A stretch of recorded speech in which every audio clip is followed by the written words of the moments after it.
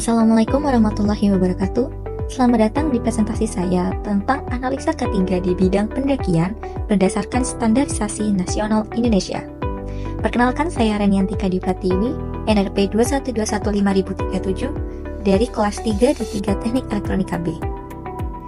Hari ini saya akan mengeksplorasi bagaimana standar ini meningkatkan keselamatan, kesehatan kerja, dan kelestarian lingkungan dalam aktivitas pendakian yang semakin populer di tanah air. Pendakian gunung di Indonesia semakin diminati. Menurut Ketua Umum Asosiasi Pemandu Gunung Indonesia, Rahman Muklis, minat ini diperkirakan akan meningkat 3 kali lipat pada tahun 2024. Namun, peningkatan ini membawa tantangan tersendiri, terutama terkait keselamatan dan kesehatan kerja serta kelestarian lingkungan.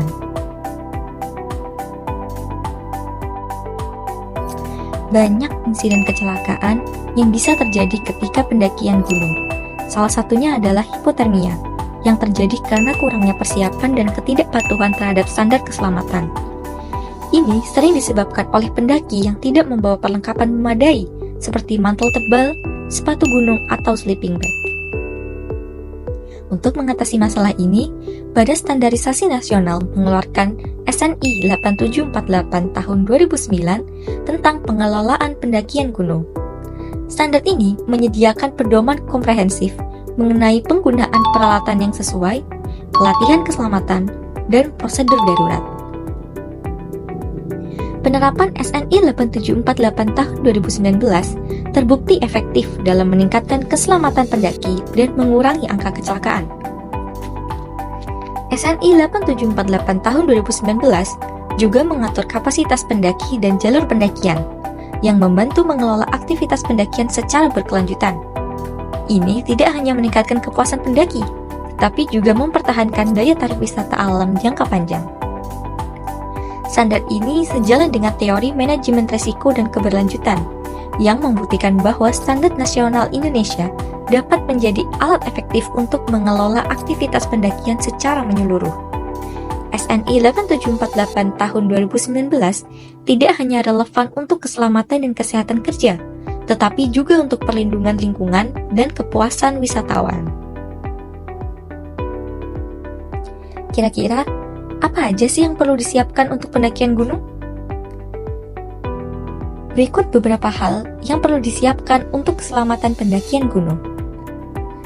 Jaket untuk melindungi tubuh dari hawa dingin, sarung tangan untuk menjaga kehangatan tangan, pelindung kepala untuk melindungi kepala dari panas maupun dingin, sepatu gunung untuk kenyamanan dan keamanan kaki, jas hujan sebagai persiapan apabila terjadi hujan, trekking pole untuk menjaga keseimbangan tubuh, senter atau headlamp untuk penerangan di malam hari, tenda sebagai tempat berlindung, perlengkapan masak untuk menyiapkan makanan, tas gunung untuk membawa semua perlengkapan, matras sebagai alas tidur, sleeping bag untuk tidur dengan nyaman dan hangat, tali sebagai keperluan darurat, kantong sampah untuk menjaga kebersihan gunung, survival kit untuk keperluan darurat, jam tangan untuk melihat waktu perjalanan, dan kompas sebagai navigasi. Berdasarkan SNI 8748 tahun 2019, ada 4 hal yang perlu ditekankan. Yang pertama, penetapan SOP. Pendaftaran dan pemeriksaan peralatan dilakukan di pos pertama dengan pengisian formulir dan pembayaran administrasi.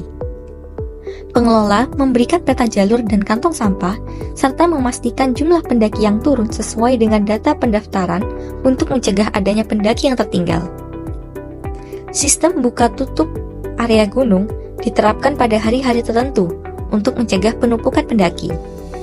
Dan pengelola rutin memeriksa jalur pendakian serta menjaga kebersihan. 2. Pos pelayanan.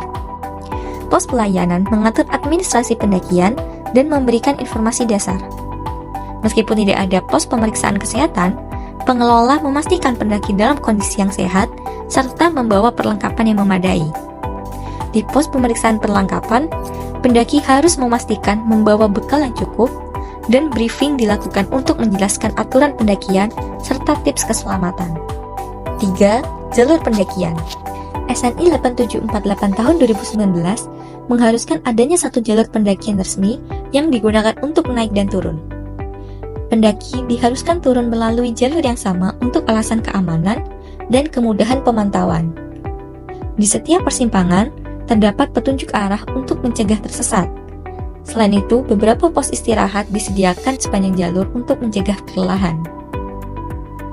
4. Kesiapsiagaan dan SAR. Pengelola selalu berada di pos pertama, dengan pos lainnya dijaga saat akhir pekan dan hari libur. Meski tidak ada pelatihan SAR khusus yang dilakukan oleh pengelola, tetapi sangat dianjurkan agar mereka sigap dalam menangani kecelakaan dengan jalur evakuasi yang menyatu dengan jalur pendakian. Disarankan untuk selalu memiliki pos pemeriksaan kesehatan.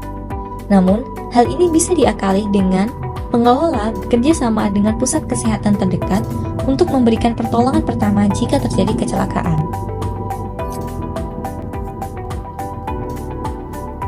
Jadi, dengan penerapan SN 11748 tahun 2019 ini, kita dapat memastikan pengalaman pendakian gunung di Indonesia yang lebih aman, ramah lingkungan, dan berkelanjutan.